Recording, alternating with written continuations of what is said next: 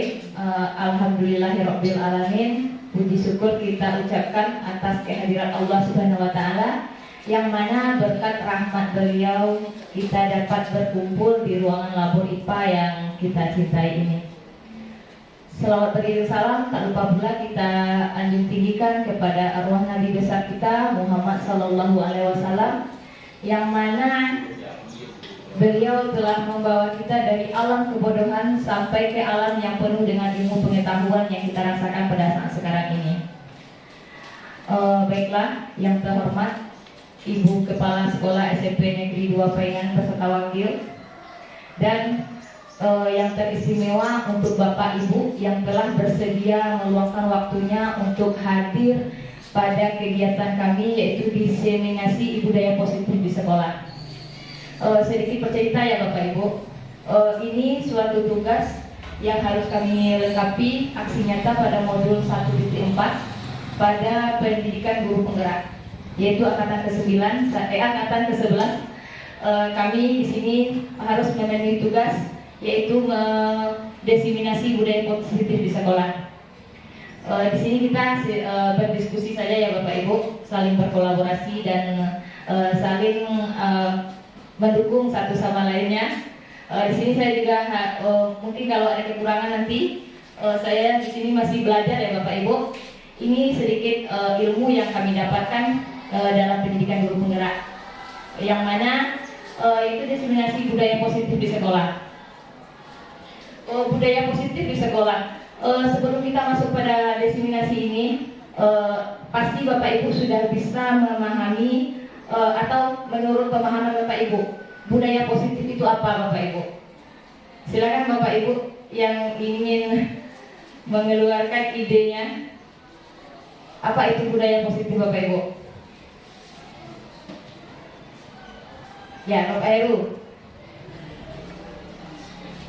Oke, terima kasih kepada Bu Emma. Menurut saya itu budaya positif adalah suatu kebiasaan yang telah terbiasa untuk ke arah yang lebih baik. Saja, Bu. Ya, terima kasih Pak Heru, super sekali jawabannya. Ya, budaya positif yaitu seperti kata Pak Heru tadi, yang suatu kebiasaan ya Pak, yang kita lakukan secara terus-menerus dan berkelanjutan. Oke, lanjut. Budaya positif yaitu satu, perubahan paradigma belajar. Yang kedua, disiplin positif. Yang ketiga, motivasi perilaku manusia. Dan yang keempat, kebutuhan dasar manusia. Yang kelima, posisi kontrol guru. 6, keyakinan kelas. Dan yang terakhir itu segitiga restitusi. Jadi pada materi budaya positif ini ya Bapak Ibu, saya akan berbagi apa yang saya dapatkan di pendidikan guru penggerak. Dan saya tidak pula menutup kritikan dan saran Ibu untuk kedepannya tentang ilmu yang saya dapatkan ini. Yaitu apa itu budaya positif? Suatu kebiasaan atau nilai-nilai yang baik dan berorientasi pada hal-hal positif yang diterapkan dalam kehidupan sehari-hari, baik di lingkungan keluarga, sekolah maupun masyarakat. Ini bisa diartikan sebagai upaya untuk menciptakan suasana yang mendukung pertumbuhan dan perkembangan dan kesejahteraan bersama. Ya, selanjutnya, mengapa budaya positif itu penting kita terapkan di lingkungan sekolah kita Bapak Ibu? Ya, inilah jawabannya. Lingkungan belajar yang kondusif, budaya positif menciptakan suasana belajar yang menyenangkan, aman bagi semua siswa. Ketika siswa merasa nyaman dan diterima, mereka lebih termotivasi untuk belajar dan berprestasi. Itu ya Bapak Ibu, kenapa penting budaya positif kita terapkan dalam sekolah, di sekolah kita ini. Yang kedua, peningkatan prestasi akademik. Dengan kita menerapkan budaya positif di lingkungan sekolah ini, otomatis peningkatan prestasi akademik akan meningkat ya Bapak Ibu. Dalam lingkungan yang positif, siswa cenderung lebih fokus, termotivasi, dan memiliki rasa ingin tahu yang tinggi. Hal ini dapat meningkatkan prestasi mereka secara keseluruhan. Dan yang terakhir itu perkembangan karakter. Budaya positif menanamkan nilai-nilai seperti kejujuran, tanggung jawab, saling menghormati, dan kerjasama. Nilai ini akan membentuk karakter siswa menjadi pribadi yang lebih baik dan siap menghadapi tantangan di masa depan. Jadi inilah mengapa budaya positif itu penting kita terapkan di sekolah ya Bapak Ibu. Yang pertama untuk agar kita menciptakan lingkungan belajar itu yang kondusif sesuai apa yang diharapkan seperti peserta didik. Dan yang kedua, peningkatan akademik bagi peserta didik. Seperti kalau kita menciptakan lingkungan belajar yang kondusif sesuai dengan apa yang diharapkan murid, mungkin akan dapat membuat peningkatan prestasi akademik. Anak lebih termotivasi ya Bu dalam mengikuti pembelajaran. Oke, selanjutnya di sini juga ada untuk mencegah bullying dan kekerasan. Kenapa kita terapkan budaya positif, yaitu kita mencegah bullying dan kekerasan Bapak Ibu. Dengan kita menerapkan budaya positif, otomatis pencegahan bullying itu akan terlaksana. Karena di budaya positif itu adalah sesuatu hal yang positif. Bullying kan termasuk sesuatu hal yang negatif ya Bapak Ibu. Jadi itulah mengapa budaya positif penting. Yang kedua, meningkatkan keterampilan sosial. Budaya positif mendorong siswa untuk berinteraksi dengan orang lain. Yaitu dia saling menjaga hubungan baik antara sesama teman-temannya ya Bapak Ibu. Yang ketiga, meningkatkan keterlibatan orang tua. Budaya positif ini yang melibatkan orang tua dapat memperkuat hubungan antara sekolah dan keluarga. Jadi kita antara orang tua dan guru saling berkolaborasi ya Bapak Ibu dalam menerapkan budaya positif ini. Itu apa itu paradigma belajar? Kerangka berpikir atau pandangan umum tentang bagaimana proses belajar terjadi. Ini mencakup asumsi tentang peran guru, siswa, materi, pelajaran, dan lingkungan belajar. Itulah paradigma belajar ya Bapak Ibu. Nah, selanjutnya karakteristik paradigma belajar yang baru. Yang pertama, siswa sebagai pusat pembelajaran. Ya Bapak Ibu, sebagai pusat pembelajaran di sini bukan, mungkin kebanyakan sekarang kita melaksanakannya itu lebih ke guru center ya Bapak Ibu, bukan siswa center. Jadi inilah karakteristik paradigma belajar yang baru, yaitu berpusat kepada murid Bapak Ibu. Yaitu nomor satu, siswa sebagai pusat pembelajaran. Yang kedua, pembelajaran berpusat pada masalah atau proyek. Yang ketiga, pemanfaatan teknologi. Dengan pemanfaatan teknologi yang ada sekarang ya Bapak Ibu, itu dapat mendukung kita dalam menciptakan pembelajaran yang berbasis TIK Bapak Ibu, agar pembelajaran yang kita ciptakan itu lebih update ya Bapak Ibu, lebih terkini. Selanjutnya, pembelajaran kolaboratif. Kolaboratif ini yaitu saling berkolaborasi, bekerja sama, dan penilaian otentik dan spesifik ya Bapak Ibu. Selanjutnya, disiplin positif. Pendekatan dalam mendidik dan membimbing seseorang, terutama anak-anak, tanpa menggunakan hukum fisik atau emosional, ancaman atau iming-iming, hadiah. Contohnya itu berdialog atau berdiskusi dalam membentuk keyakinan kelas, membuat aturan dan konsekuensi, menciptakan suasana yang nyaman saat belajar, memberikan solusi, mendorong untuk bertanggung jawab. Di sini kita pasti Bapak Ibu sebelum memulai pembelajaran, pasti kita membuat kesepakatan kelas ya Bapak Ibu. Ya, kesepakatan kelas itu harus kita berdiskusi dengan siswa kita. Aturan yang kita buat itu harus secara itu bisa diterima oleh semua siswa kita. Kita sepakati suatu kesepakatan, tidak kita buat berdasarkan kepentingan kita sendiri. Harus kita sesuaikan dengan murid. Ya, selanjutnya motivasi perilaku manusia. Jadi motivasi perilaku manusia itu ada 3 ya Bapak Ibu, menurut Dian Gosen dalam bukunya Restoring School Discipline. 1, untuk menghindari ketidaknyamanan atau hukuman. Itulah motivasi perilaku manusia, yaitu menghindari ketidaknyamanan atau hukuman. Yang kedua, untuk mendapatkan imbalan atau penghargaan dari orang lain. Itu motivasi yang kedua, perilaku manusia.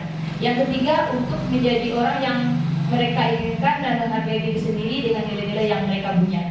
Jadi ketiga nilai ini ya Bapak Ibu, itu merupakan motivasi perilaku manusia dalam bersikap. Jadi ada 3 ini menurut Dian Gosen, motivasi perilaku manusia. Kita lanjut ya Bapak Ibu.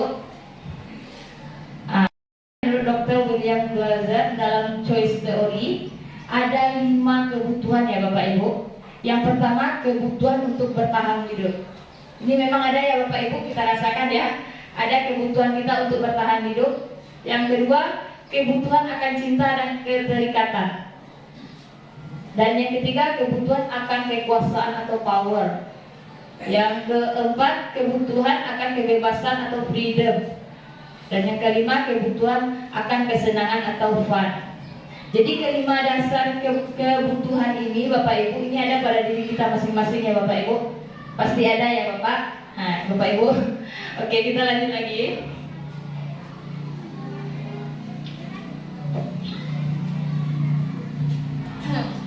Jadi selanjutnya yaitu posisi kontrol. Ini dah kita pada posisi ini Bapak Ibu. Jadi para pendidik, kita memiliki posisi kontrol ada dikategorikan kepada 5 posisi. Yang pertama yaitu penghukum. Posisi penghukum. Posisi penghukum ini termasuk pada posisi kontrol. Nanti saya akan mencoba menjelaskan kepada Bapak Ibu. Yaitu posisi kontrol ini kan ada 5 Bapak Ibu. Posisi kontrol ini seperti penghukum. Seperti posisi penghukum ini kriterianya yaitu seorang penghukum bisa menggunakan hukum fisik maupun verbal. Orang-orang yang menjalankan posisi penghukum senantiasa mengatakan bahwa sekolah memerlukan sistem atau alat yang dapat lebih menekankan murid-murid lebih dalam lagi, yaitu dengan bahasa-bahasa seperti yang tampil di layar ya Bapak Ibu. Itu patuhi aturan saya. Itu merupakan suatu kata-kata yang keluar pada mulut kita, itu masuk kita kepada posisi kontrol penghukum ya Bapak Ibu. Yang kedua itu ada kamu selalu saja salah. Nah ini bahasa-bahasa yang keluar dari, kalau kita pernah pun mengalami situasi ini, itu masuk kata-kata kata posisi kontrol ke penghukum ya Bapak Ibu. Jadi posisi kontrol penghukum ini, nada suara kita itu keras kepada anak dengan bahasa tubuh seperti nada suara tinggi, keras, bahasa tubuh, mata melotot, penuh kemarahan ya Bapak Ibu. Jadi itu kalau posisi kontrolnya penghukum. Dan selanjutnya yaitu ada posisi kontrol kita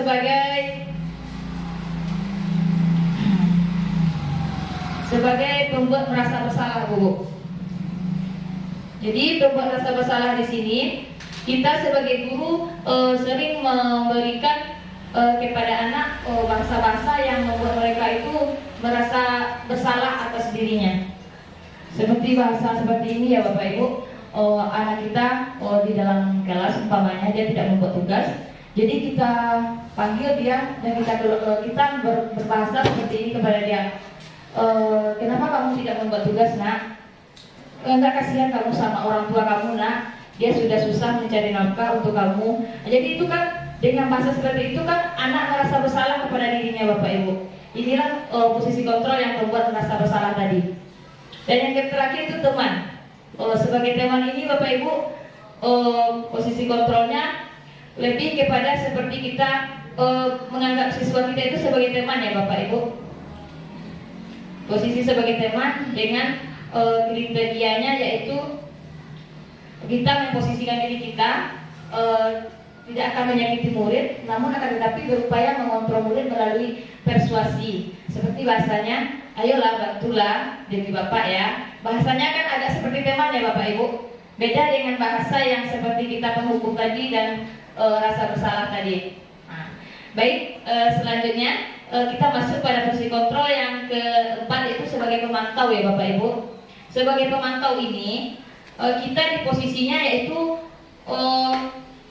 mengawasi pada saat kita mengawasi itu kita bertanggung jawab atas perilaku orang-orang yang kita awasi.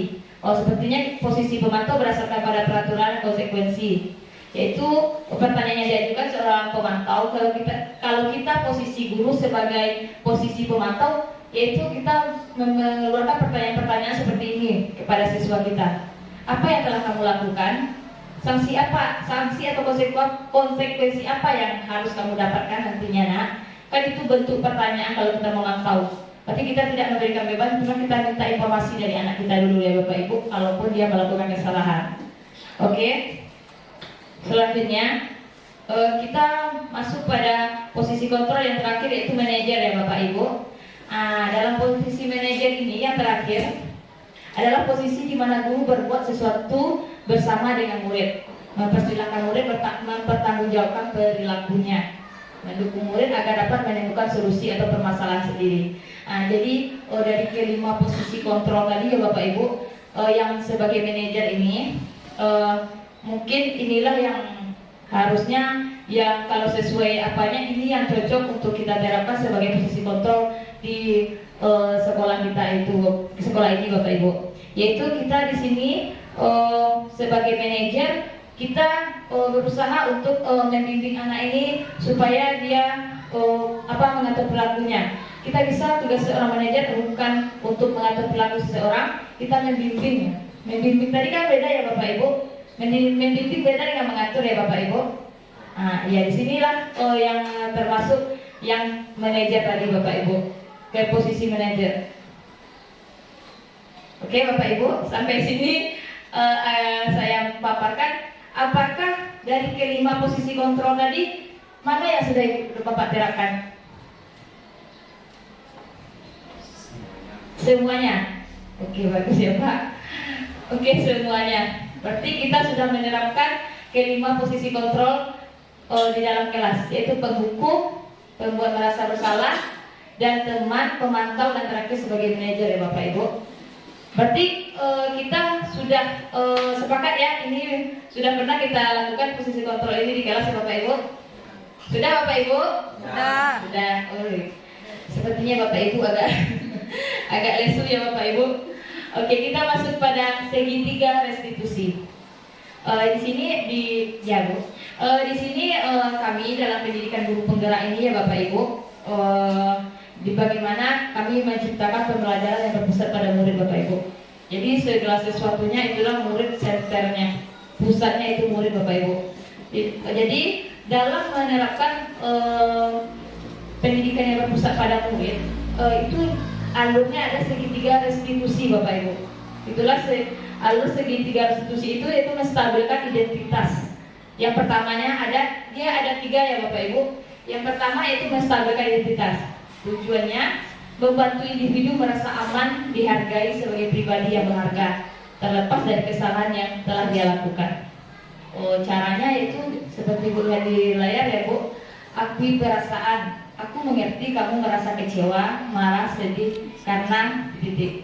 Jadi kita dalam menstabilkan identitas siswa kita perlu untuk menstabilkan, kita berusaha untuk mengerti posisi dia saat itu. Ya Bapak Ibu, kita berusaha mengerti dulu posisi dia, apa yang sedang dia rasakan. Jadi setelah itu dia akan bercerita kepada kita, maka disitulah kita bisa baru mengetahui apa yang dia rasakan ya Bapak Ibu.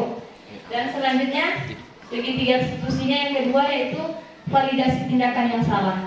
Jadi setelah siswa itu bercerita tentang yang dia rasakan kepada kita, jadi kita bisa memvalidasinya yaitu memahami ketika mereka memang salah tapi menyalahkan atau mempermalukan mereka. Jadi setelah mereka bercerita ya Bapak Ibu, oh iya, karena dia melakukan itu tuh ada alasannya. Jadi kita berusaha untuk memahami kondisi itu ya Bapak Ibu. Itulah di sana validasi tindakan yang salah. Jadi setelah dia kita mintai keterangan, selalu kita tanyai dia untuk apakah tindakan yang mereka lakukan sudah benar atau tidak.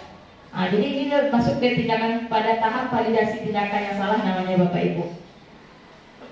Lanjut yang ketiga, menanyakan keyakinan. Jadi setelah kita menstabilkan siswa tadi, terus kita validasi, terakhir kita menanyakan keyakinan.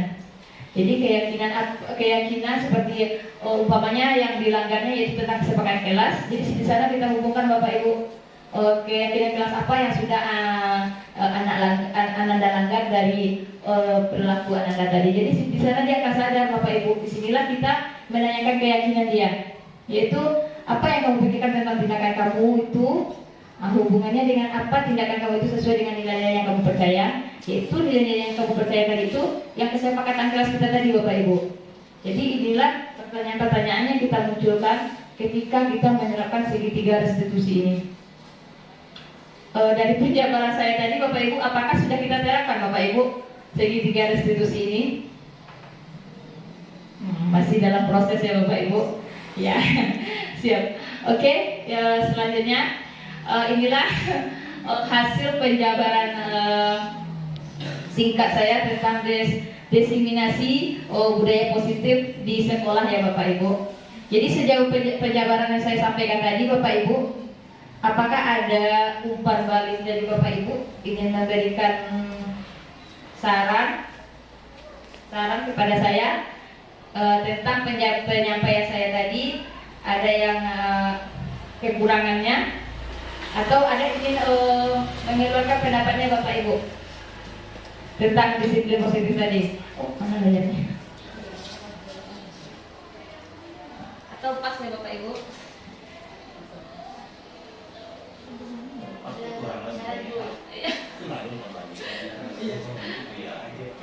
Silakan dulu karena sinyalnya masih loading ya Bapak Ibu. Kita by ice breaking dulu ya Bapak Ibu. Tidak Bapak Ibu? Lain. Lain ya pada kalau mengantuk. Oke. Boleh Bapak Ibu diminta untuk berdiri Bapak Ibu. Berdiri sebentar ya Bapak Ibu. Oke, kita akan ice breaking untuk mencairkan suasana kita yang agak beku ini ya Bapak Ibu. Oke. Mohon dibantu sudah berdiri semuanya. Kita akan tepuk sakti ya Bapak Ibu. Ada Bapak Ibu yang sudah pernah santiang? Belum. Ini pertamanya kita tepuk santiang ya. Oke nanti ketika saya bilang tepuk santiang, ampu suwo, ampu kida, duwo ampu santiang. Bisa Bapak Ibu? Bisa. Oke, terima kasih. Oke, kita mulai ya Bapak Ibu. Tepuk santiang, ampu suwo, ampu kida, Duo ampu santiang. Alhamdulillah, terima kasih Bapak Ibu. Oke, dengan ice breaking tadi supaya kita bisa mengkendorkan otot-otot kita yang tegang ya Bapak Ibu. Kita kembali lagi kepada diseminasi budaya positif di sekolah tadi. Bagi Bapak Ibu yang ingin memberikan suatu di sini kritikan atau sarannya tentang materi yang saya sampaikan tadi, saya persilahkan. Oke, siapa? Ya Bapak Ibu, tidak usah malu-malu Bapak Ibu, keluarkan saja apa yang pendapat Bapak Ibu ingin keluarkan gitu. Di sini kita tidak mencari siapa yang salah, siapa yang benar ya Bapak Ibu. Kita sama-sama, terutama saya pribadi, ini proses belajar saya Bapak Ibu. Terutama saya bicara di depan umum seperti ini, seperti di depan audien, itu suatu sesuatu hal yang perlu saya sesuaikan juga Bapak Ibu. Jadi untuk mengeluarkan pendapat atau ide dari Bapak Ibu itu sangat berarti untuk penampilan saya ini ke depannya. Oke Bapak Ibu. Iya, Ibu Dela, silakan Bu Dela. Baik, penyampaian materi yang sangat bagus sekali dan menarik sekali Ibu Sari Maria terkait budaya positif yang sudah kita terapkan di sekolah kita. Seperti contohnya 5S yang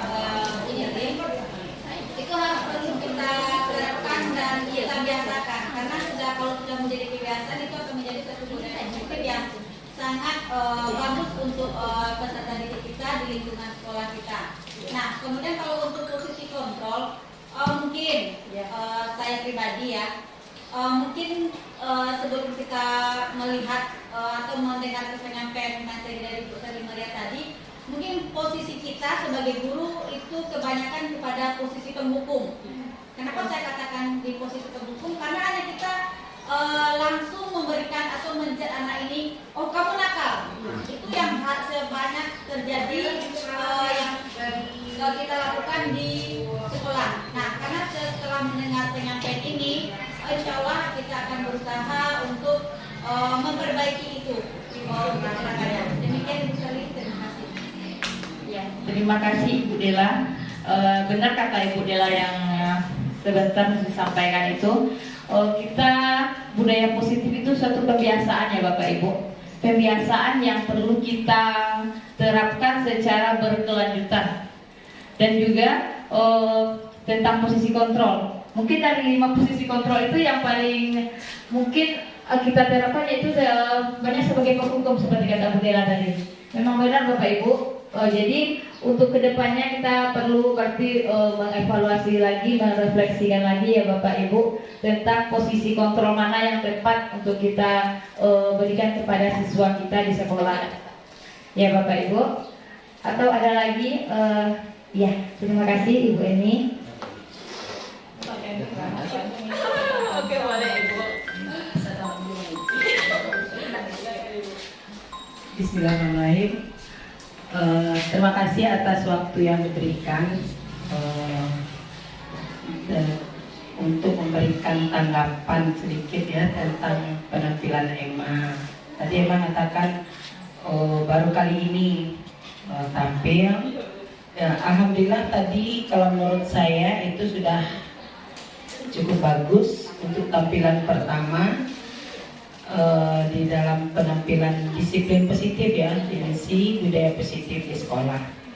Apa yang Emma tampilkan itu tadi sudah karena Ibu guru bahasa Indonesia ya, itu kan dari segi penampilan itu biasanya kalau dinilai itu sudah bisa dinilai sekitar 85. Itu pemula, bagus. Nah, cuma mungkin nanti untuk ke depan itu kan grogi saja. Kalau sudah latihan sering nanti itu sudah bagus. Apalagi kita sebagai presentasi kalau bisa mungkin karena di video karena harus berdiri di situ. Kalau enggak kan harusnya jalan sini, jalan situ supaya tidak kaku. Kemudian juga hindari banyak melihat ke slide. Nah, kita usahakan melihat ke audien gitu. Kemudian jangan terlalu cepat. Kalau tadi itu agak cepat gitu. Kalau bisa kita agak kemudian intonasi bahasanya lebih ditingkatkan lagi. Nah, gitu. Kemudian mengenai materi, ini sangat bagus sekali materi ini di dimensi budaya positif. Budaya positif di sekolah. Kalau ini tadi kan sangat teoritis sekali, mungkin perlu ditambahkan bagaimana praktiknya di sekolah yang harus dilakukan oleh guru. Kemudian dimensi positif ini untuk pelaksanaan di sekolah itu tidak bisa oleh masing-masing guru aja. Guru ini melaksanakan, guru ini tidak akan pernah berhasil itu. Harus mulai seluruh komponen yang ada di sekolah itu harus mendukung budaya positif ini karena namanya budaya itu harus dibiasakan. Kalau tidak kita biasakan itu tidak akan menjadi budaya. Apalagi kita memang agak susah melaksanakan budaya positif ini di sekolah kita punya pesisir selatan itu kita sudah terbiasa budaya keras. Sekarang budaya menghukum itu sudah biasa memang budaya kita seperti itu ya, apalagi kita orang pesisir gitu kan. Tapi ini harus kita latih kepada anak-anak bagaimana berbahasa yang santun. Pagi-pagi itu misalnya masuk ke sekolah, kalau di sekolah-sekolah lain itu kita lihat kan kita bisa lihat di YouTube. Pagi itu guru berbaris semuanya masuk bersalaman. Selamat pagi anak-anak, apa kabarnya sekarang? Sapa, senyum. Kita kan sudah ada semboyan itu 5S. Apa? Senyum, salam, senyum, sapa, sopan, santun. Kita di gambar sudah ada, tapi prakteknya kan belum ada. Salam setiap hari itu kita bersalaman. Masa sama guru aja kita nggak bersalaman begitu. Jadi mungkin ini perlu penegasan lagi bagi kita, komitmen bersama. Mungkin kalau secara teori ini udah bagus. Nanti besok sebagai guru penggerak, tolong ini digerakkan disiplin positif ini di sekolah kita. Mulai dari awal anak masuk itu kita bersalaman, kemudian kapan bertemu, bagaimana anaknya berusaha anaknya apa jawab. Karena sudah banyak guru penggerak di sekolah kita ini, tolonglah nanti kita gerakkan disiplin positif ini bagaimana praktiknya. Ya satu banyak harus sekolah. Dia sampai sekolah kan. Karena disiplin positif ini kalau kita sekedar mau tahu, nanti budayanya harus dipraktikkan secara terus menerus. Demikian aja mungkin Mas. Terima kasih. Assalamualaikum warahmatullahi wabarakatuh. Waalaikumsalam. sekali masukan yang diberikan Ibu Eni ya. Terima kasih Bu atas kritikan dan sarannya. Insya Allah kedepannya akan kami terapkan seperti yang Ibu paparkan tadi. Di sini mungkin ya banyak evaluasi ya Bu untuk penerapan budaya positif di sekolah kita ini. Ya. Jadi mari kita sama-sama ya Bapak Ibu untuk membudayakan budaya positif ini agar dapat diterapkan di sekolah kita ini ya Bapak Ibu. Ya benar kata Ibu tadi, ini kalau teorinya alhamdulillah ya Bu. Jadi ya, jadi penerapannya sekarang Bapak Ibu, penerapannya itu ya tidak bisa kita sendiri-sendiri ya Bapak Ibu. Harus kita seluruh warga sekolah ya Bu saling berkolaborasi kita dalam menerapkan budaya positif ini Bapak Ibu. Oke, apa ada lagi tanggapan dari Bapak Ibu tentang budaya diseminasi budaya positif di sekolah kita Bapak Ibu? Iya, terima kasih Pak Sudirman. Oke, ini Pak. Tidak berani di audio itu Pak.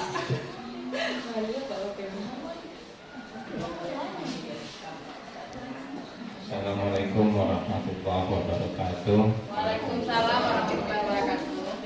Terima kasih Bu Emma atas waktunya. Saya akan menanyakan tentang sebagai penghukum tadi. Iya Pak. Ini tidak bisa kita pungkiri bahwa kita memang sering memberikan hukuman kepada siswa, tidak bisa kita pungkiri ya. Cuma yang menjadi pertanyaan bagi saya, apakah boleh kita memberikan hukuman kepada siswa itu, contohnya dengan membaca ayat kursi? Ya, baiklah anak-anak semuanya, ya. Nah, siapa yang terlambat, contoh kan, atau yang bersalah disuruh membaca ayat kursi. Kalau bagi saya ini agak fenomenal. Kalau ayat Al-Quran kita jadikan materi hukuman bagi siswa. Padahal ini menurut pemahaman saya, berangkat dari definisi budaya positif itu, ya, kalau saya pertajam bahasanya adalah semua atau segala hal yang baik yang harus ditanamkan ke dalam diri setiap individu, yang wajib ya diaplikasikan sepanjang hayat. Jadi setiap apa saja yang baik harus ditanamkan ke dalam pribadi, dan dia akan menjadi pengamalan sepanjang hayat. Dia akan jadi kebudayaan atau kebiasaan. Nah, sementara kalau kita sebagai umat Islam yang namanya membaca ayat Al-Quran ini kan menjadi kebiasaan, tradisi, kebudayaan, ya, di samping kewajiban itu. Jadi mungkin menurut Bu Emma mungkin bisa jadi mungkin pendapat yang lain. Kalau bagi saya ini nggak bisa jadi hukuman, jadi dia akan masuk ke dalam budaya positif gitu. Jadi akan tidak bagus kelihatannya nanti kalau anak-anak itu kita berikan hukuman dengan membaca ayat-ayat Quran. Tapi kalau bagi saya diterapkan hukuman itu, misalnya setiap guru yang terlambat akan disuruh membaca ayat Quran. Mungkin saya orang yang guru yang akan sering terlambat. Kenapa? Mungkin itu sudah menjadi kebiasaan. Dan siswa juga akan seperti itu. Siswa yang paling banyak hafalan, ya kan? Nah, dia akan sering terlambat. Kenapa? Hukumannya paling membaca hafalan. Apalagi dia hobi seperti itu, masalah bagi dia kan. Ini sehingga dia menjadi budaya yang sudah bagus bagi dirinya kan. Nah, ini terima kasih Bu Emma. Terima kasih. tangannya untuk Bapak Zulhikmah. Sangat menginspirasi sekali ya Bapak. Iya, seperti yang dipaparkan oleh Pak Zulhikmah tadi, posisi kontrol kita pada penghukum. Jadi ibaratnya kita memberikan hukuman sesuatu hal yang bagaimana ya Pak, bertolak belakang rasanya dengan itu tuh suatu kewajiban kita, seperti memberikan hafalan kepada anak yang terlambat tadi. Itu saya setuju dengan Pak Zulhikmah. Cuma iya ya Pak, posisi penghukum itu sudah sesuatu hal yang sudah sesuatu hal yang sudah lumrah kita lakukan.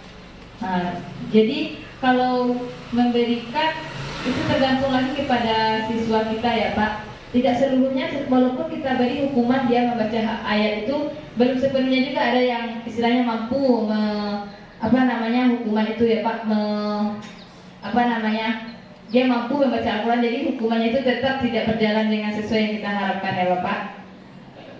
Iya, itulah Bapak Ibu. Jadi disinilah lagi-lagi posisi kita sebagai pendidik, kita kembali ke kita lagi ya Pak untuk itu. Ya. Atau ada tambahannya dari Bapak Ibu yang lainnya?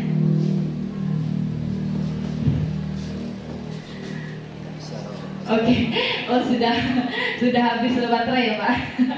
Nah kelihatannya Bapak Ibu sudah mulai sudah mulai lelah ya Bapak Ibu dengan duduk terlalu lama. Baiklah. Oke.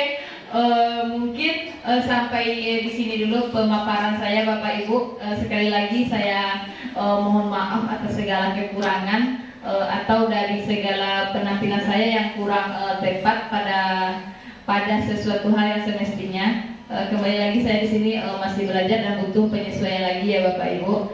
Dan saya sangat berterima kasih kepada Bapak Ibu yang telah memberikan waktunya untuk dapat berpartisipasi di kegiatan saya ini untuk melengkapi tugas sebagai calon guru penggerak ini.